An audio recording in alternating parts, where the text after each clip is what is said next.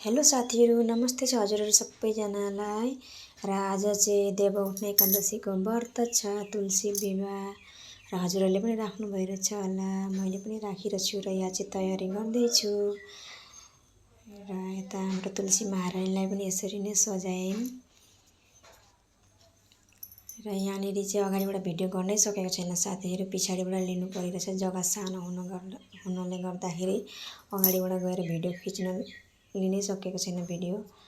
र यहाँ चाहिँ अब गणेशजीलाई भेटी पैसा चढाएर यता हल्दी तिलक फुल अक्षतले पुजिँदैछ। त्यति त जान्दिनँ र पनि जस्तो जानेको छु त्यस्तै गरिरहेछु। र हजुरहरूले पनि गर्नुहुँदैछ होला। र साथीहरू, हाम्रो यहाँ चाहिँ पुरा बिहानदेखि पानी सिमसिम परिरहेको छ र अहिले पनि बतर हेर्नु न कस्तो धुम्मिरहेको छ। मेरो चाहिँ जग्गा साह्रै सानो भइरहेछ साथीहरू, त्यसैले जग्गा यस्तो अप्ठ्यारो भइरहेछ। यहाँ हेर्नु न।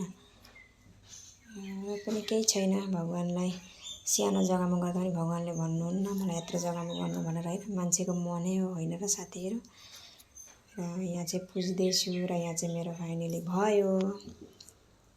भोग पनि लगाएँ, खिरहरू बनाएर साबुदानाको।